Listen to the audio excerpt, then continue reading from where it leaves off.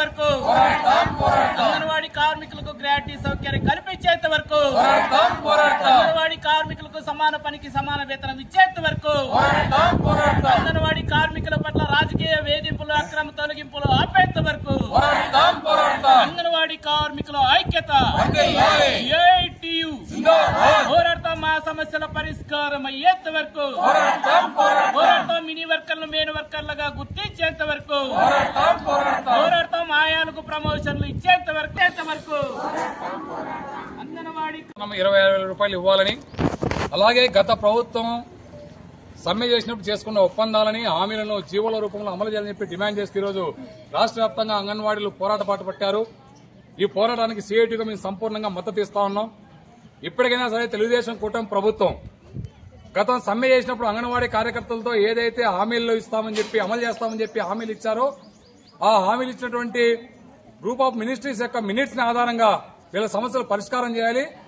ప్రధానంగా ఉన్నటువంటి పెరుగుతున్న ధరలకు అనుగుణంగా వేతనాలు ఇవ్వాలి. అలాగే ఏదైతే ఏళ్ల తరబడి అడుగుతా ఉన్నారో గ్రాట్యుటీ అమలు చేయాలని చెప్పేసి దాన్ని అంగన్వాడీలకి వర్తింపజేయాలి. అలాగే మినీ వర్కర్లని మెయిన్ వర్కర్లుగా మారుస్తామని చెప్పి గతంలో ఒప్పందంలో ప్రధాన అంశంగా ఉంది. ఏళ్ల తరబడి ఆ డిమాండ్ ని అంగన్వాడీలు ముందుకు తీసుకొచ్చారు.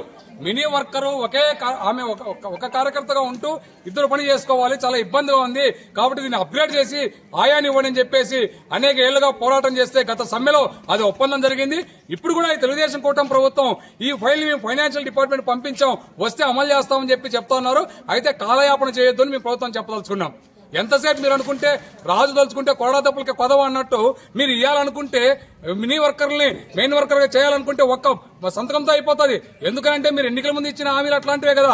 మెగా డిఎస్సీ అన్నారు, అధికారులకు వచ్చిన వెంటనే సంతకం చేశారు. ఇక్కడ ఎక్కడ కేబినెట్ ఏమి ఆమోదం ముందే తీసుకోవాలా. ఇప్పుడు మాత్రం అంగన్వాడీ మినీ సెంటర్లు మెయిన్ సెంటర్ గా మార్చడానికి ఇదేదో టెక్నికల్ గా పెద్ద ప్రాబ్లం ఉందన్నట్టు కాలయాపన చేసే పద్ధతులు ఈ ప్రభుత్వం మాట్లాడటం అనేది సరైంది కాదు. అందుకనే తక్షణమే మినీ వర్కర్ని మెయిన్ సెంటర్ గా మార్చే జీవోని వెంటనే ఇవ్వాలని చెప్పి డిమాండ్ చేస్తాం. అలాగే గ్రాట్యుటీ అమలు చేయాలి. దాంతో పాటు ప్రధానంగా రాజకీయ వేధింపులు ఆపడానికి తెలుగుదేశం కూటమి ప్రభుత్వం ఆ రకంగా చర్యలు తీసుకోవాలని చెప్పి మేము కోరుతా ఉన్నాం. ప్రత్యక్షంగా ఈ జిల్లాలో ఈ మండలంలో వీరప్పగారిపల్లి చెందినటువంటి మినీ వర్కర్ కార్యకర్తని ఈరోజు టెర్మినేషన్ చేశారు. గత 6 నెలల ముందే చెప్పాం, తెలుగుదేశం నాయకులు ఆమె మీద కక్ష కట్టారు. ఆమెను రోడ్డు పాలు చేయడానికి, ఆమె ఉద్యోగాన్ని తొలగించడానికి కుట్రలు పన్నుతూ ఉన్నారు. కాబట్టి ఆమెకు రక్షణ కల్పించాలని చెప్పేసి ఈ ఎమ్మెల్యే గారిని కోరాం, అలాగే ఎస్పీ గారిని కోరాం, కలెక్టర్ గారికి కూడా అర్జీ ఇచ్చాం. ఆయన ఎక్కడ చర్యలు తీసుకోవాలా, వాళ్ళు కూడా మాట్లాడాల. అందుకనే పర్యావసనంగా ఈ రోజు 6 నెలల తర్వాత ఆమె రోడ్డును పడింది.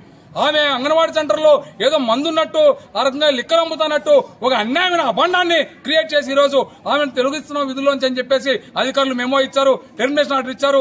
దీన్ని వెనక్కి తీసుకోవాలని చెప్పి డిమాండ్ చేస్తాను.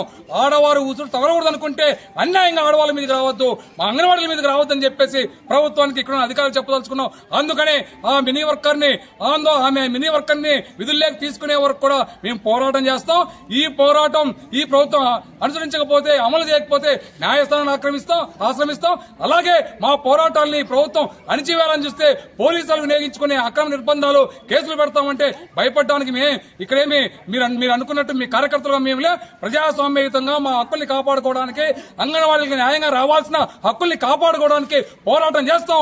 అంగన్వాడీ కార్యకర్తలు జోలికి వస్తే మీ తాట తీస్తామనే పద్ధతిలో ఉద్యమం ఉంటుంది. కాబట్టి మీరు చేసే తప్పులు ఒప్పుకొని అంగన్వాడీ కార్యకర్తలు విధుల్లోకి తీసుకుని అంగన్వాడీ సమస్యలు పరిష్కారం చేయాలని చెప్పి సిఐటిగా డిమాండ్ చేస్తాం.